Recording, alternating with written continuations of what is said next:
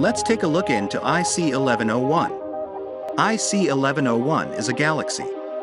But not just a regular galaxy. It is to this moment the largest known galaxy in the observable universe. With a diameter of about 6 million light-years, it dwarfs our own Milky Way galaxy and surpasses many others in size and mass. In comparison, you can barely notice our Milky Way galaxy.